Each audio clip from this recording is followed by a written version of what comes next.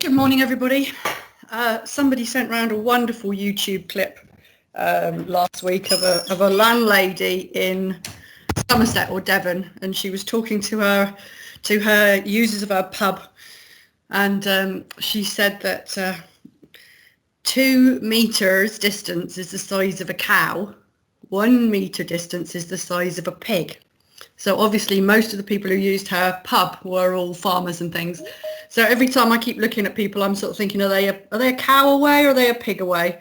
And funny enough, I was in a farm shop yesterday and definitely weren't a pig away. There were people cramming. So it'd be interesting to see how everybody comes back to leisure centres next weekend and how close they are and how much they're oblivious of social distancing. So anyway, that's me rambling on as always. We're going to cover today what we're going to do, reopening, back to basics, last minute's check, and then we've got quite a lot of questions already that have come in this week, and we'll be going through those and any new questions that's come in. For any of you who are new on the clinics, please note that all of our old clinics are on Right Directions YouTube page. Just Google Right Directions under YouTube and go into the video section and you'll see all of the previous clinics. So for example, if you have an interest, you need to know something about signage or whatever, you can go in and just look at the signage clinic. Help yourself to those, and if you can't get your answers from those, please feel free to ring us. So Ian in Newport, I'm going to hand over to you. Thank you. Hi everybody. If we could flip to the first slide, I think today is really important to go over all the key stuff that we've talked about. It's a long time now since we first started talking about what we felt at the time were going to be the controls. I'm delighted to say that 99% of what we said is certainly included within the guidance and still holds true today. There's some bits that have complicated a bit, but hopefully we can do something to try and unravel some of those bits. So we'll all remember the announcement of 2 weeks ago saying that we could open on the 25th in England. We're aware that the other devolved administrations are different, and I don't think Wales are thinking about any time before mid-August, potentially at the earliest. And obviously we still await some of Scotland's decisions. But those who can open are clearly marked there. We've also got some more that will be able to open on August the 1st. But clearly I think everybody is saying at this point in time that saunas and steam rooms can't open, soft play can't open, paid for spectator events, and certainly some specific sports such as contact sports, still they can return to some form of training, but obviously the contact elements are taken out of it. So you need to look at a whole realm of guidance to try and unfathom what you can and can't do. If we can go to the next slide. I'm in a room with movement sensors, which means the lights keep coming on and off. So if I could take us right back to basics, we all have to produce a risk assessment with effective controls. Now, in all organisations, it's a legal obligation to produce a risk assessment. We've got to add one now to cover the risk of viral spread and put in the effective control measures that you're going to be putting in place to make sure you can respond to this pandemic and keep your customers, staff safe and your organisation from potential outside threat by enforcing authorities. Clearly, any organisation with 5 employees or more has to produce a written risk assessment. I think I would argue, I don't know how you would actually prove you've done that risk assessment unless you do something to write it down. And all organisations with 50 or more employees are strongly advised to post their risk assessments on their organisation's websites. But the important thing is that you make sure all your control measures are achievable. Please don't write things into your risk assessments that you just won't be able to achieve. It's got to be reasonable, it's got to be proportionate, and therefore make sure your control measures actually enable you and you are able to do them. So don't over commit to things if you don't think you can achieve it. Such as I will clean every piece of equipment in between everybody's use. You aren't going to be able to do that, but you might if you involve customers in helping you do that by providing them with equipment, etc., and signage to tell them what to do. So we can go to the next slide, please, Caroline. And we're going to look at this in the four 4 elements that we've been talking about all along. So the spacing, the sanitizing, the signage and the smiling. I don't know whether this has turned over for everybody else. It hasn't finished turning for me. So I might have to turn my my video off to encourage it. No, it hasn't turned over for me. So yeah, it has. Right. So remember, it is still 2 meters unless you can put mitigation in place. A mitigation would be things like screens, masks, but in the main, you still need to keep in all areas the ability to achieve 2 meter distancing between people exercising, people moving around. You need to calculate your occupancy level, and we'll come on to that in a bit. That's based on your ventilation systems, but you also then need to work out how many people you can safely have exercising in the various areas and rooms you've got that keep the 2 meter minimum distance between people. And remembering the thing that we've been advocating, it isn't in the guidance, but you need to think about your poor instructor who stood in front of potentially 15 people all breathing heavily towards that one person. You probably need to think about a bigger distance between your instructor and the front line of the people in the room. Take out stuff that encourages people to sit together, move it out the way if possible. Activities not commencing where social distancing isn't possible. So just bear that in mind, that you won't get everything back together. Where possible, one-way systems. It isn't absolutely essential. If you can achieve it, it's great. But if you've got a booking system that brings everybody in, session ends, everybody leaves before the next lot come in, you perhaps haven't got the same problems as sites that are maybe bringing in multiple groups to different areas and you've got crossover of people. So you need to think through the processes. The site I was at on Thursday, Friday, they have invested in traffic light systems because they've got a very narrow staircase that you can't see round, and it's quite long flights of stairs. So they've actually got a traffic light system top and bottom to tell when someone's coming down. Others can use mirrors if that's a help to encourage people to give priority to other people coming down. And make sure you got prominent signage that's constantly promoting 2 meters, and where possible that signage clearly demotes where 2 meters is, the distance of a cow or a pig, as Caroline started off. Something you can add humour into, something that people are going to engage with, and not just think it's dogma stating this is the distance you need to stay apart. And it's important that you get staff to be advised on the importance of them keeping socially distanced and setting examples. I don't know how many of you have been into supermarkets and other venues so far where you've seen staff forgetting the rules. It's going to be virtually impossible to ask customers to implement the rules if we, as the people within the venues, are not setting the rules. And very often it's possibly senior managers who are possibly most in danger of falling into that trap because they're not always in the sites. But it's vital that staff follow those rules. Okay, Caroline, can you change the screen? If Matt Hancock can't work it out, we're going to have a lot of customers who can't as well. Yeah. Okay, so sanitizing. Make sure your building is ready. A, does it look clean? I think we had a cleaning clinic where we talked about C before D, clean before disinfecting. It's important that you up the standards so that it looks clean and gains customer confidence. But on top of that, the real key issue is to provide and make sure for your staff and customers they've got the capability of keeping themselves clean and helping you keep cleaning amongst the equipment and other bits that they're going to touch. So where you've got any touch points, if you can't remove them through adding things in to keep doors safely open, where there are touch points like lifts, make sure there's sanitisation products top and bottom, where somebody who's had to touch a button can then go and put a bit of sanitizer on their hands.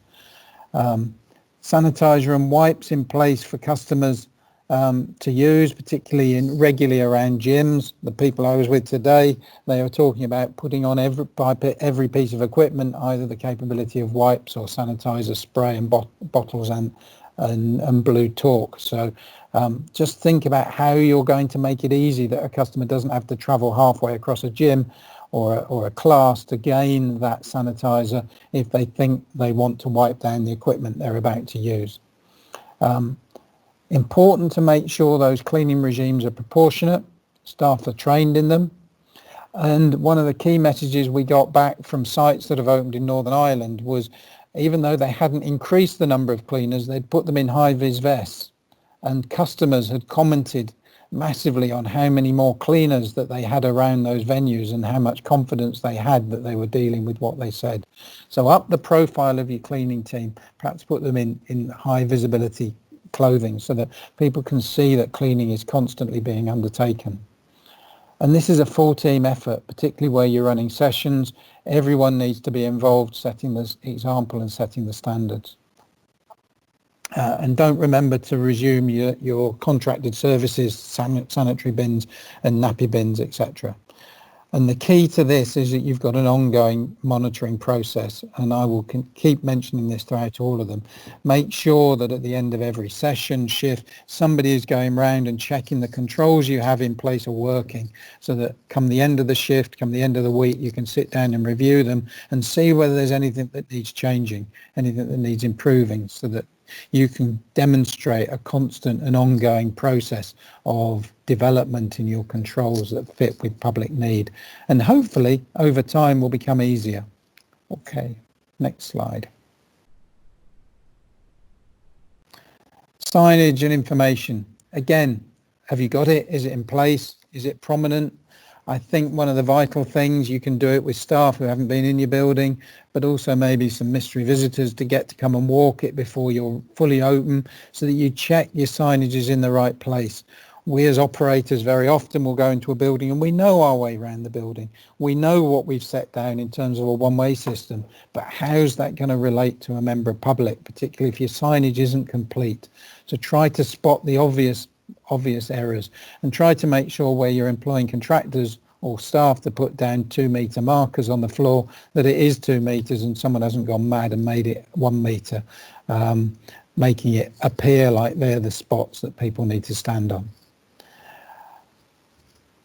Make sure your website's up to date, got clear, good customer information, got Q&As on them where simple questions can be asked. And finally, make sure you've got the up-to-date COVID-19 signage to display at the front door to demonstrate your commitment that you've achieved and put in place all the things you've said you're going to do. And that you've got all your appropriate signage located around. And I'm not sure whether it's on one of the other things, but I think in terms of information, one of the key things here is to make sure your staff are fully briefed. They know why certain activities aren't available or can't be available, and you don't have staff giving different stories, different messages, shrugs of shoulders. I don't know why they can't put that one on either. You need everybody to fully understand and buy into the processes that you're going to be putting into place in 5 days' time, so that come Saturday when you're all in and your managers are in, you've got the consistent message being given to everybody. Okay, next slide. Is it turned over yet? Oh, it hasn't at my end, so I'll turn my camera off and hope that the... Which one we gone on to, Caroline? Smiling. Smiling. So probably this is the one that I was just talking about. You were. In that you can make sure customers are positive, customers are knowledgeable about what's going to happen, why things are happening, and you're not giving out mixed messages. Make sure they're all trained, they're re-inducted in your fire procedures, your evacuation procedures, where there's swimming pools, that they're up to date with that, and that you've undertaken that consultation, you've identified those that perhaps need more care, have got other reasons why they can't perhaps be on the front line. And make sure booking systems and apps are ready to go. You've tested them. I know I was talking to one of our clients and they're having problems with their Gladstone enabling bookings to be made for certain groups. So please make sure you test them out before you assume on day one they're going to work. And it's one of the things about distancing.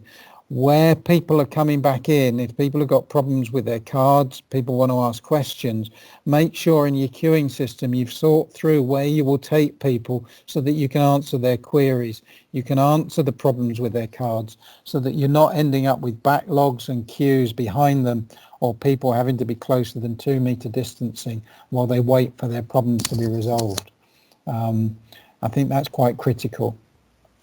Again, the booking system, you're going to need to make sure you put clearly on your websites. You'll be keeping their attendance data for at least 21 days so that if test and trace comes into play, and where you've got groups maybe booking outside pitches, you probably need to put some of that onus on them, whereby you get the lead person, you keep their details with their commitment to keep a register for all their other attendees, because you can't add them suddenly into a booking system, but you need to think through the processes by which test and trace can make contact with those people and get people within the chain to commit to it.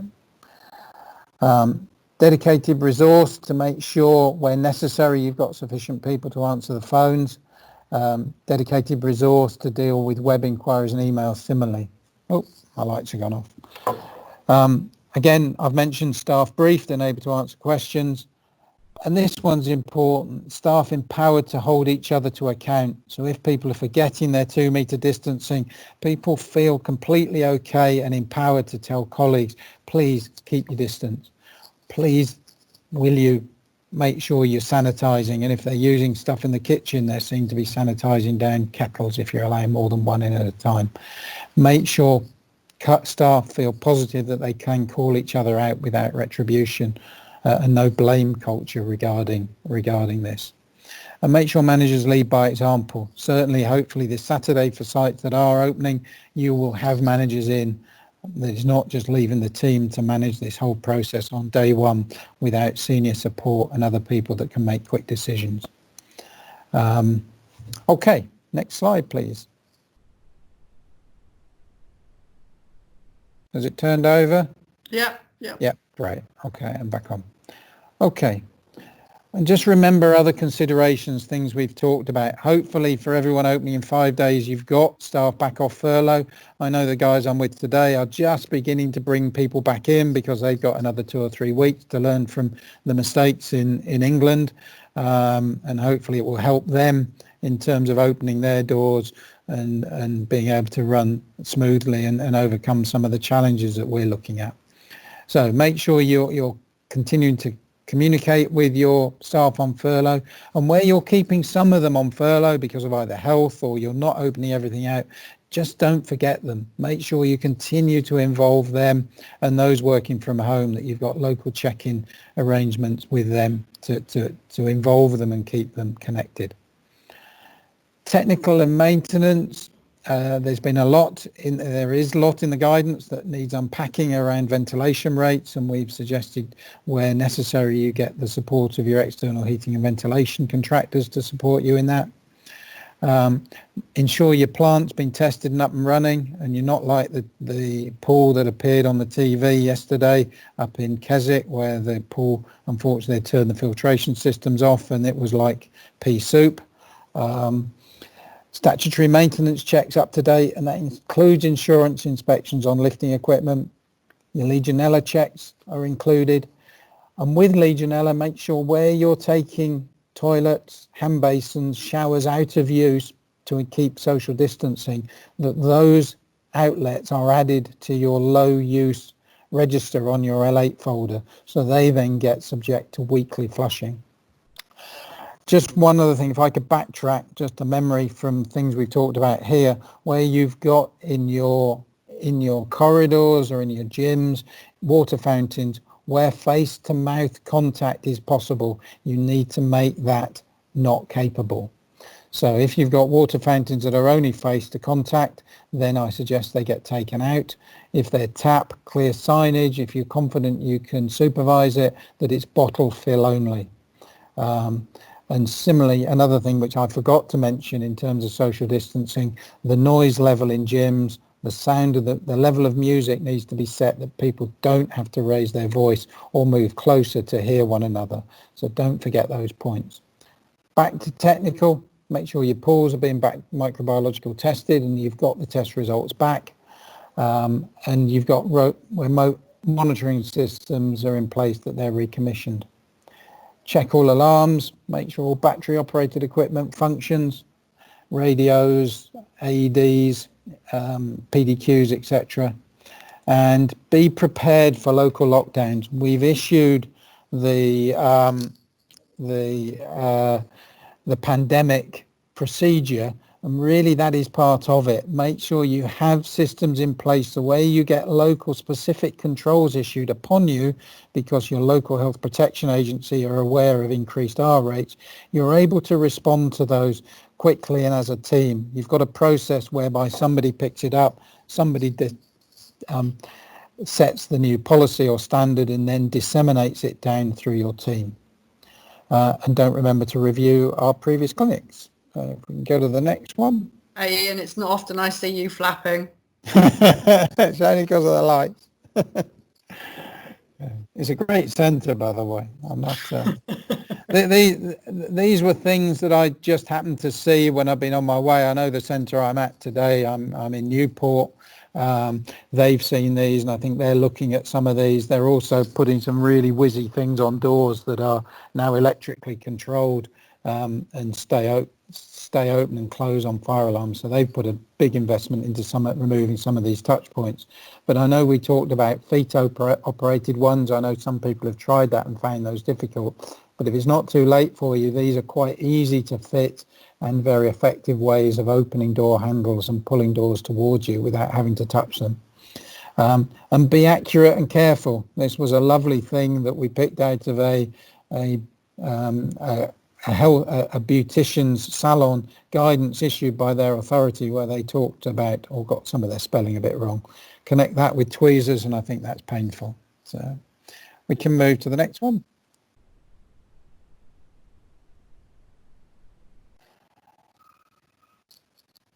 Okay, so in the first few days, we suggest you under promise and over deliver. We've mentioned this all the time. Take baby steps. Don't over expect you can deliver everything back on day one. Build up, make sure you're comfortable, you've got your systems in place, staff are knowing what to do before you start fully delivering. Make sure you carry out that continual monitor review throughout the day, and we suggest you record that in some way so you've got a record and you can demonstrate how time has evolved or how you've changed things as time has gone on with learning. Get involved in all areas and be prepared to make changes as you go, and be positive and praise good behaviour, particularly amongst your team, and consider a debrief at the end of each shift and the end of the day. And review what's gone well and what's not gone well and needs changing, and make sure that translates into your risk assessment. For those of you who set off early on doing your risk assessment, we do suggest you review it to make sure the latest guidance is fully incorporated in it, nothing's kept through. And above all else, keep smiling. We've got our facilities back open, and I do hope for Wales and the other devolved authorities they come back quickly as well. We can be part of the solution. One really interesting thing from where I am today in Newport, they managed early on with the health authority and their GP referral team to start a COVID rehabilitation unit. And they are getting patients being brought in who are suffering long-term effects. And they've already started rehabilitation classes as an extension of the health service within their facilities. And I think this is a model for all of us to look to see where we can piggyback on to get more sustainability by getting people in, who have suffered through it, but also people that are going to be more at risk of this going forward. Just remember, I know sustainability is the key to this, but we are part of the solution, as well as making sure we are 100% bomb-proof and no one can point fingers at us and saying as an industry we're running unsafely. As I'm sure like you, like me, we've all seen unsafe practices taking place in supermarkets, petrol stations, other places we have to go where points of contact haven't been provided with sanitation, and it feels unsafe. Let's make sure we stay safe, keep smiling, and we look forward to us all being open and other devolved authorities being able to learn from us in 5 days' time.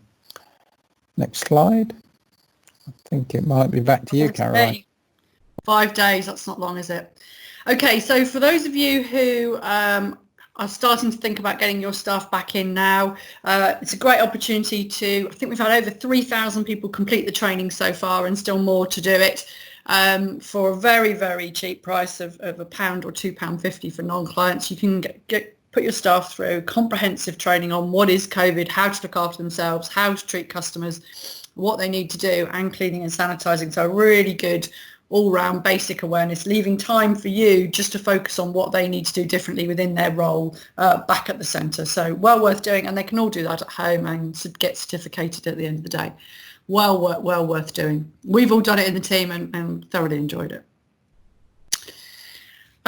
Also, for those of you who are in Wales, we will also be launching a very similar programme, slightly more detailed, and it's going to be for clubs as well. So for the Welsh organisations out there, please get in touch.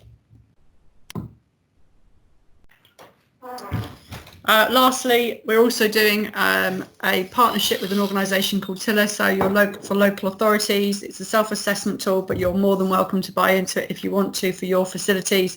It's a comprehensive yes, no platform for you to use, which again also will certificate you, and your local authority can then give you an external accreditation. So come back to us if you'd like some more information on that.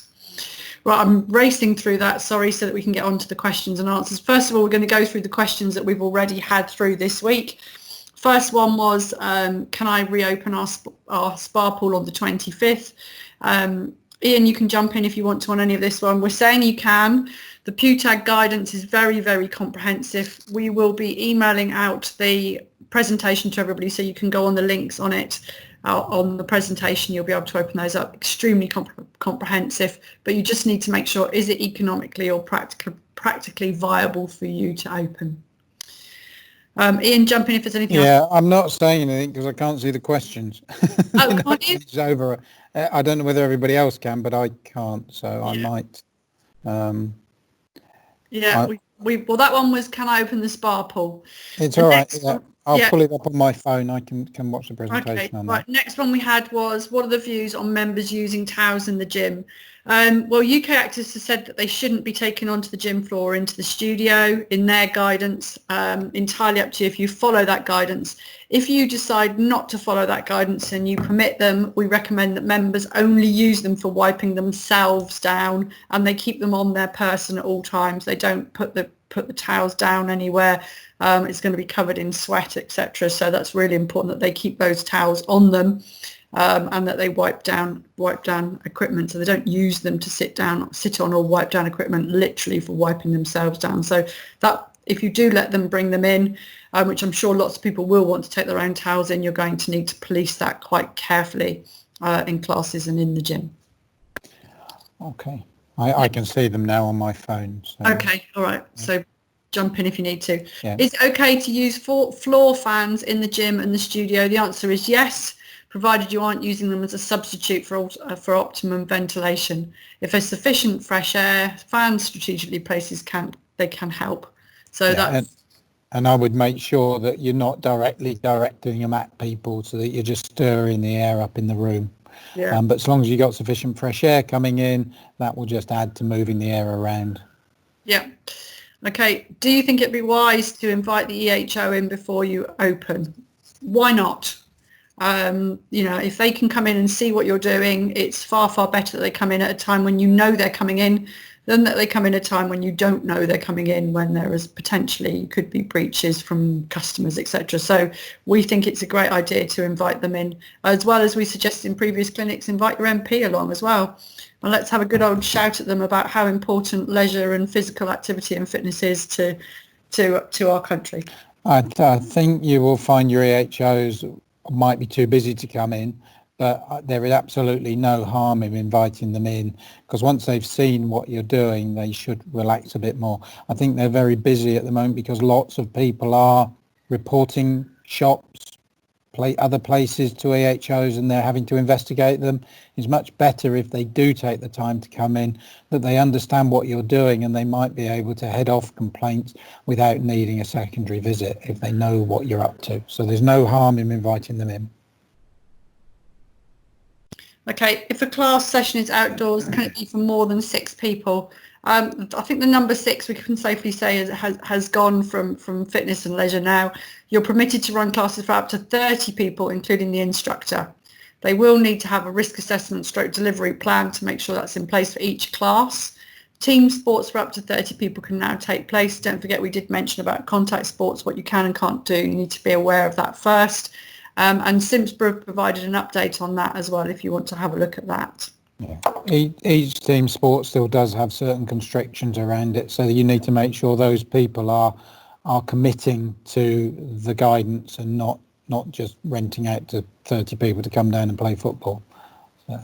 Absolutely. Next question was, we've got a small outdoor playground. Can it be opened? Yes, it can, so long as your risk assessments are in place. So that's all in place. And again, we will put the guidance that you can look at with that. Right, next question. I'm still confused as to whether we should be using 3 metres squared as suggested by the government or 6 metres squared as suggested by Swim England when calculating bather loads. What should we do? Our response to that is, while Swim England have acknowledged the 3 metres squared in the government guidance, they suggest this is a starting point. We obviously think you need to risk assess what activities you've got on, what sessions, who's in and what they're doing, and whether or not those customers can keep social distancing. And again, we've added the guidance for that from Swim England. Ian, do you want to add anything on water? No, I think that's the key to it. You do have to think people are moving about, people are crossing, so you need to think about really the numbers you can safely accommodate and not get too hung up on this square meterage, because the 3 square meterage is what we have already for maximum occupancy in a pool anyway. So it is very much the starting point, and it's very much for you to determine what you feel comfortable with and confident with within the constraints of air exchange, which won't really be a question in a pool area, but in terms of social distancing. And I think just aside from that, just remember it's also the session times and when people are coming in and when they're coming out and changing and etc. So that's as key is where people are before and after the sessions as much as when they're in the actual water. Yeah. Okay, next question we've had, can we use vending machines and arcade machines? Our answer is yes. Make sure they are kept clean. Encourage contactless payments. And also obviously arcade machines and vending machines, just making sure that people are more than 2 metres apart. And going back to the sanitisation, it's a touch point. So if you make fairly close by a sanitisation point, and if someone has had to touch a push button to select the type of chocolate bar they wish to be dispensed, they can then go and just clean their hand afterwards. I think it's where you're not providing it that your risk assessment would maybe fall down. Okay. Can you provide clarification on air circulation in rooms? Ian, you love this, so you can go through this one. Clearly you need to make sure you're maximising or optimising the ventilation. There are 2 calculations here. First off is this 100 square foot or 9.29 people per square metre within your building, assuming you've got some form of ventilation in it, or you've got some way that you know that there is air movement with the ability for it to be vented out. And if it's being vented out, it's drawing new fresh air in from somewhere. So you need to make sure though that you are increasing ventilation rates as much as possible, where you've got systems that have got recycled air running on up to 100% fresh air potentially.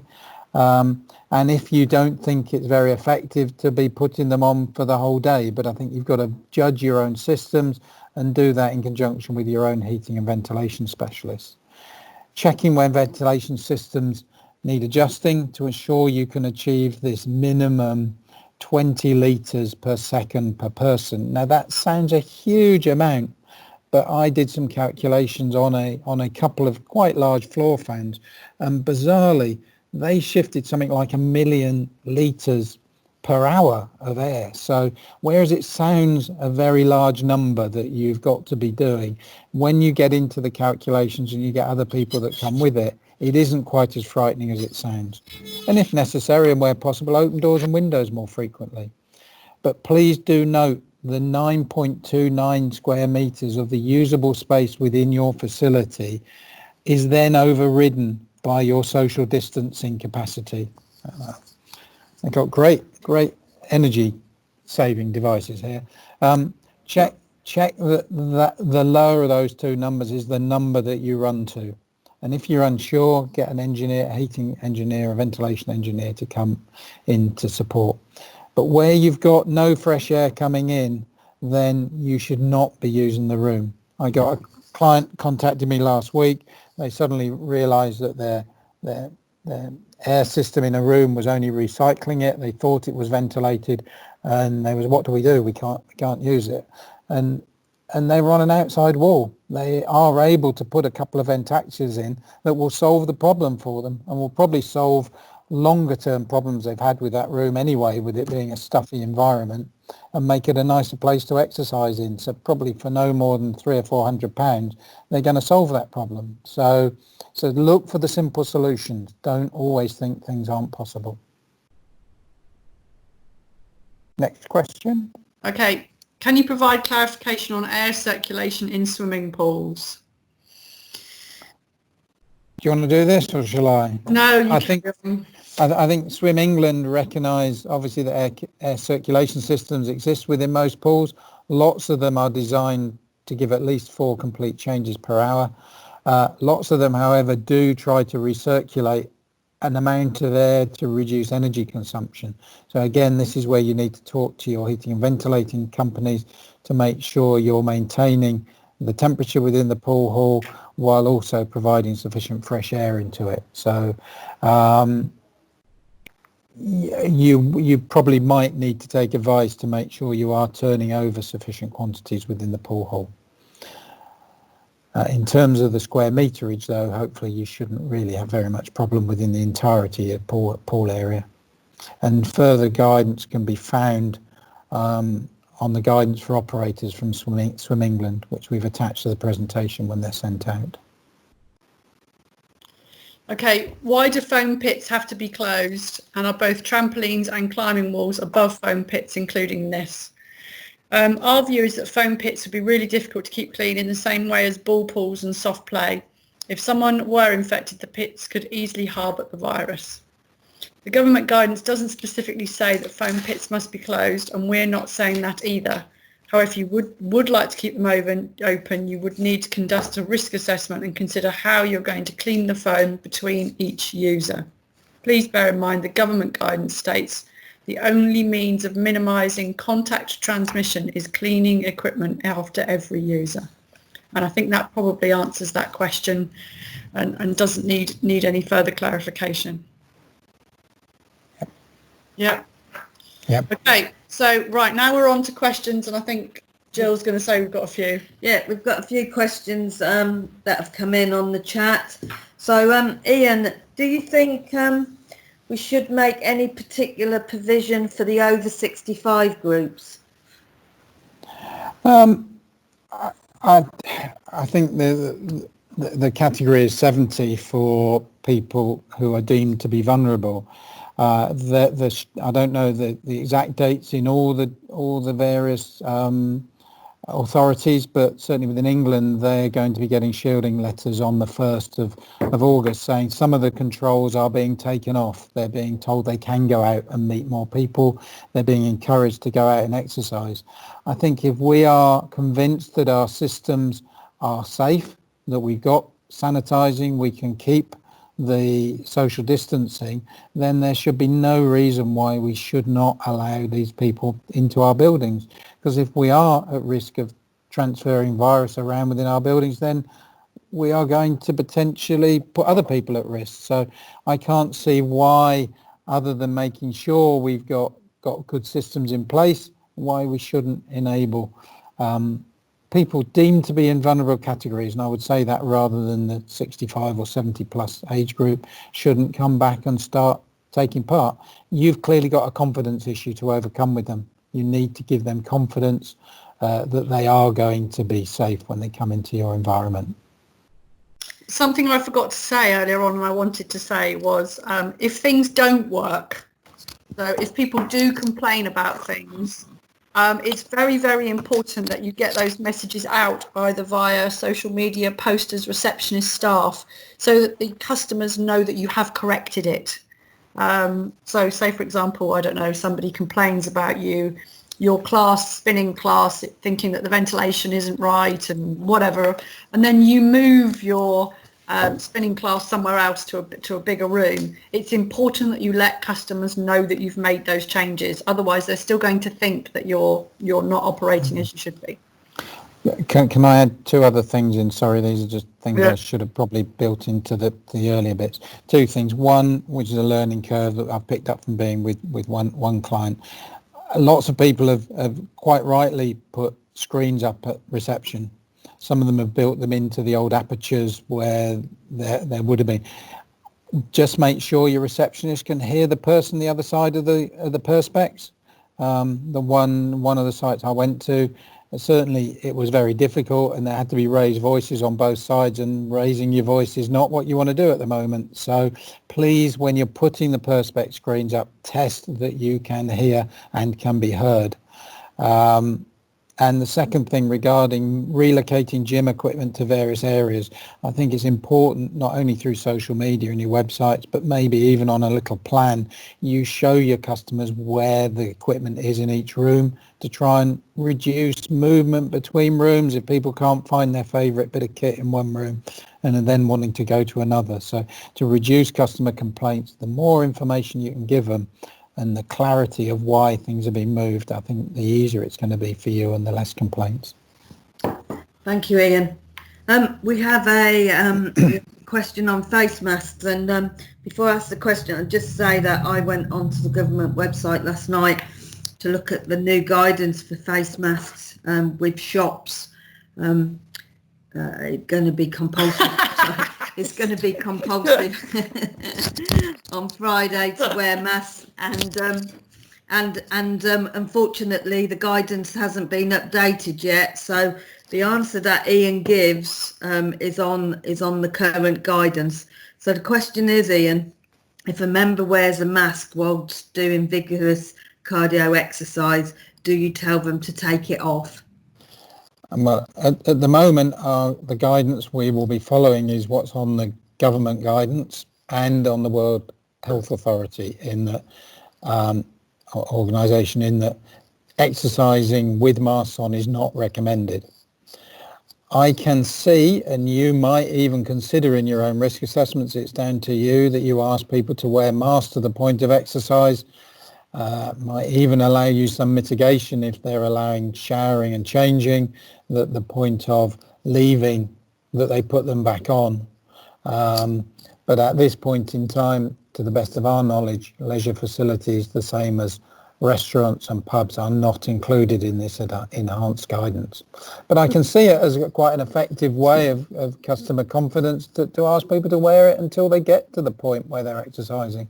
But that's down to you to come to that decision. I know that some of the elite squads, swimming for instance, they're expecting their people training to wear their mask to the point. Is it poolside, Caroline, or is it the changing room? Poolside. Yeah. So I don't rule out that it could be a control measure, but when it comes to exercising, I still think the guidance is heavily in favour of not wearing them. I think the important thing that we need to mention again, and it's all back down to customers, is telling them in advance, saying to them, you're more than welcome to wear your mask while you're travelling around our centres to and in and around. However, we strongly recommend you don't when you're exercising, because it certainly heats up to a point where you're going to really struggle, and that we don't recommend it. So I think that's, again, getting that measure across in advance will help us. I have a few sort of additions on face masks, Ian. What are the face masks required for both customers and staff as of Saturday? I don't think there is face masks, is it? It's face coverings. Yeah, and it is face coverings, but again, it's not applicable to our industry at the moment. And in terms of shops, it is staff, it's voluntary. They don't have to wear it in shops in that guidance. So even when it comes back, if it comes back to us, which I don't know whether it will, because I think we will be treated similar to hospitality and catering, then it will be something that is optional rather than mandatory. Face shields, it's up to you. If your staff feel, particularly if they're the concierge, they're out talking, you can't guarantee 2 meters, then maybe that's something you might want to consider. But that's for you within your risk assessments, considered in light of how roomy your foyer or area is outside, and whether you've got customers that are going to be particularly difficult and come and start ranting and raving close to you. I think also we need to take into consideration the staff that are vulnerable or have been shielding. If they want to wear face coverings, masks or shields, I think that we should definitely allow that.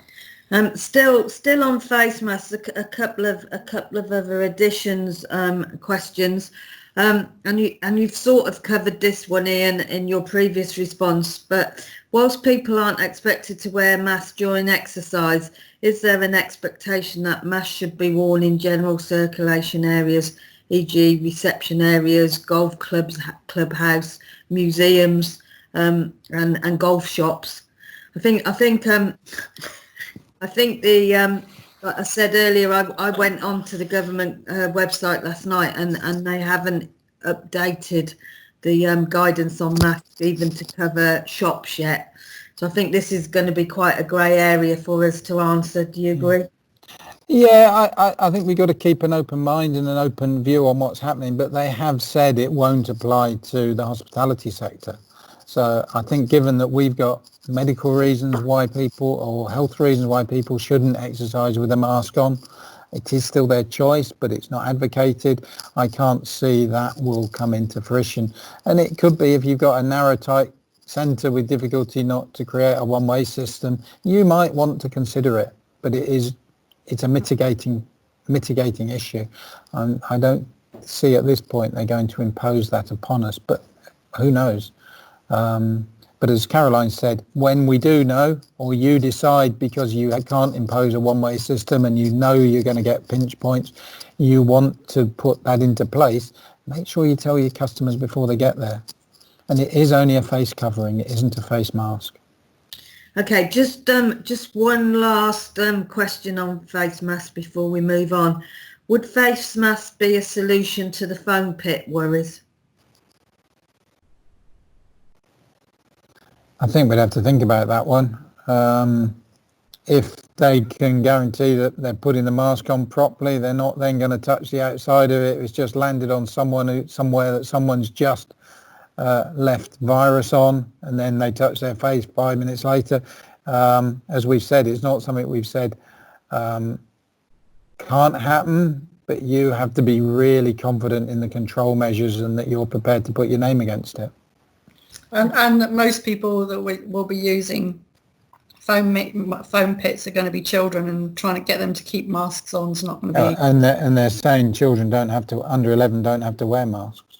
So forcing them to do that in that environment, and also keeping their hands clean permanently isn't going to be easy, is it?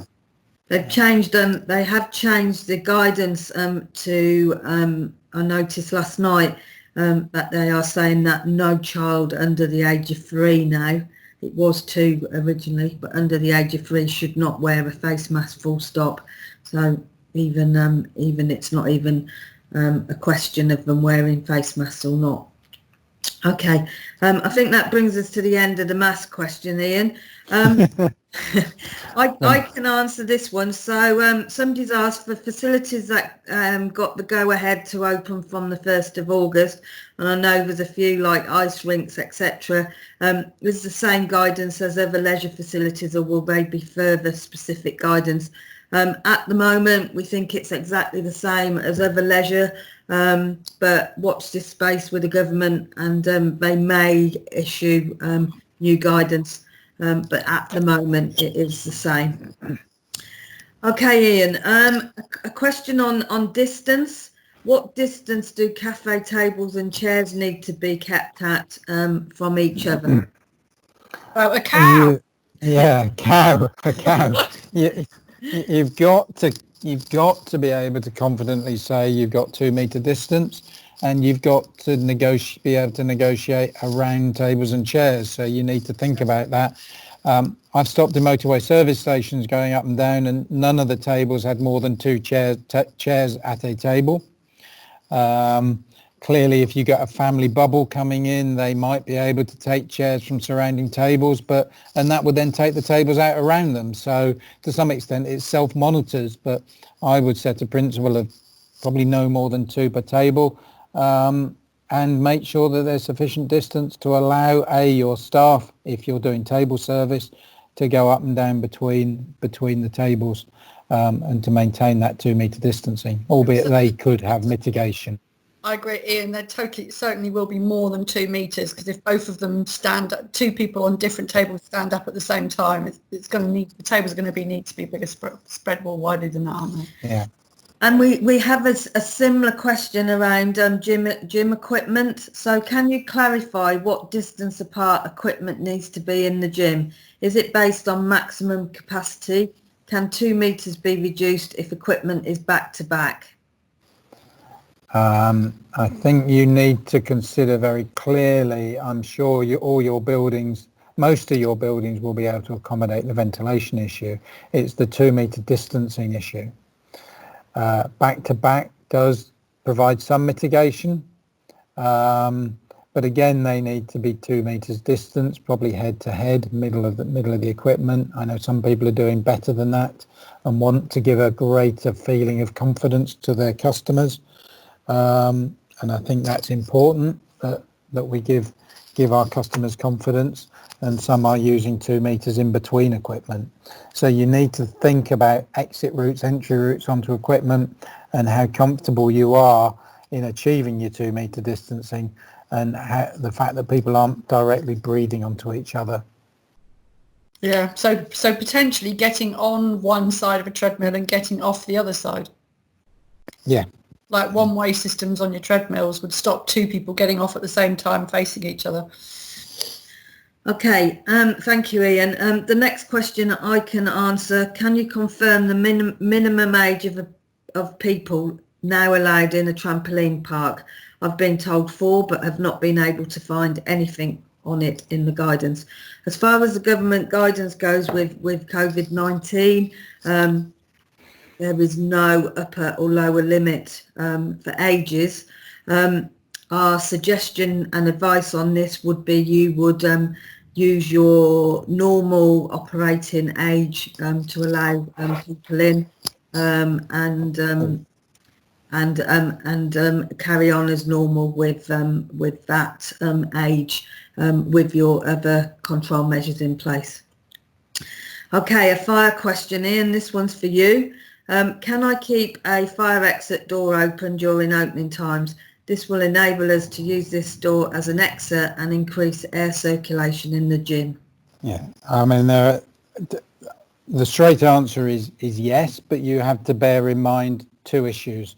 One, you need a system to ensure that once you've got people out, that door is shut. And 2, you need to think about the control of admission and of people not coming in via other routes, and therefore maybe not only abusing your own charging system and membership system, but causing you areas to be more congested than they need to be. So the simple answer is yes, but it's with control measures based around it. Okay, thanks Ian. So Caroline, do we have any idea of how many of the England outdoor pools are now open or preparing to open, and those that are not opening for the season? Yeah, we don't know off the top of our head how many are opening. We do know that a lot aren't opening this season. Obviously, it's only sort of 6 weeks and it wasn't financially viable. But the exact numbers, I don't know. We will. The team are all listening, the Right Directions team, and some of those are real poolies. So they might be able to come back to us before the end of the session and let us know if they know the number of how many outdoor pools are actually reopening. Okay. There is a question on working out the maximum capacity, Ian. So working out the maximum capacity of the various facility areas is giving me a headache. Please could you possibly advise how to go about identifying maximum occupancy of the gym based on the area, which is 205 metres square?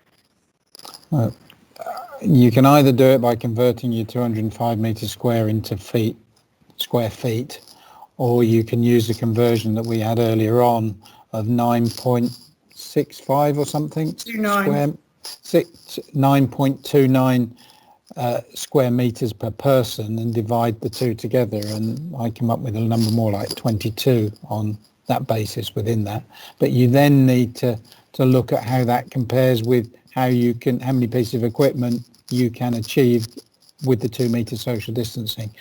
But then you go on to say the total area of my building, including sports hall, toilets and other facilities, is approximately a lot larger. So you can look at each area individually, but you can look at it collectively, at least in terms of the maximum occupancy of the building as a whole. You'll probably be then constrained by your 2 meter distancing within each area. If anybody's that answers it. Yeah, if anybody's really struggling and wants one of us to come out and look at the site and look at the measures that you've put in place, just get in touch with us. Okay, and that brings us to the end of the questions. Right. So I'll pass back to Caroline to close the session. Well, we're going to leave with wishing absolutely everybody the best of luck with reopening if you are reopening. And if you're not reopening yet, we wish you the very best of luck negotiating with local authorities and whoever you are negotiating with. We really hope that you've enjoyed listening to the clinics over the last 3 months. It seems incredible that we've started these, oh my gosh, back in May. Yeah, May. It's been a very long journey, I think, for everybody. Please don't forget we're here to support the industry. Hopefully everybody has appreciated what we've been doing over the last few months for you all. Please let us know before you sign off what you've thought about the clinics, and if anything what you still would like us to do for you, and whether you would like more clinics going forward. Our last one is on Thursday the 30th of July. We hope to see you all then to hear your good news stories as well as things that potentially you still want answers to. Don't forget we're here. Keep in touch. And Ian, do you want one last word? No. Sort out your ventilation. Yeah. And keep watching the guidance, because it does keep changing. So keep an open mind, under promise, over deliver, start baby steps and grow, I think is my advice overarching all. And of all the people I've been out to and have seen and spoken to, everybody's going in the right direction in terms of trying to get this right. And I think the commitment within our industry is to get it right. And I'd love to think we're going to over-excel people's expectations and not get complaints. So keep your heads up, keep smiling, and good luck. Yeah, I think the last thing for me is talk to your staff and talk to your customers. Make sure everybody's singing off the same hymn sheet. Good luck, everybody, and we will see you all very soon.